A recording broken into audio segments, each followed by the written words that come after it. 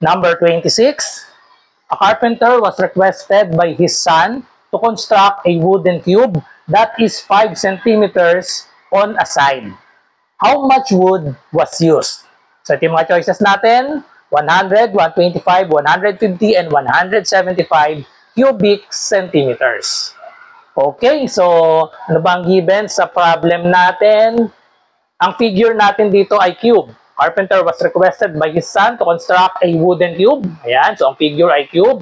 That is 5 centimeters on a side. So, given ang side down ng cube ay 5 centimeters.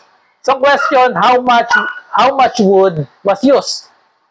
So, base sa mga choices natin, makikita na agad natin kung ano yung hinahanap dito. Ang mga choices natin, puro cubic centimeters.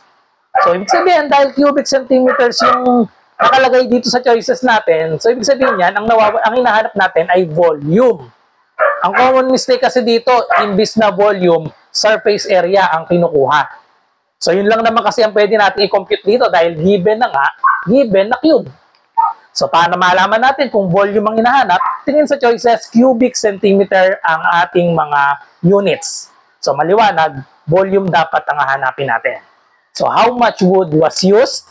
Yung total na volume nung cube yun. So, anong formula ng volume ng cube? Ang formula ng volume ng cube ay equal sa S cube. So, kunin lang natin yung S cube. So, volume is equal to, ang side natin ay 5 centimeters. I-cube lang natin yan. So, ibig sabihin, 5 times 5 times 5, that is equal to 125 cubic centimeter. So, therefore, the correct answer is letter B.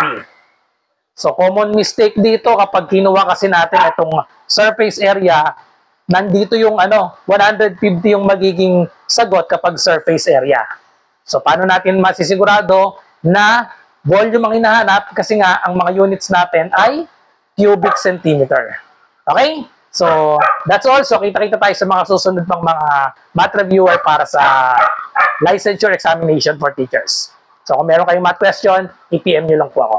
Bye!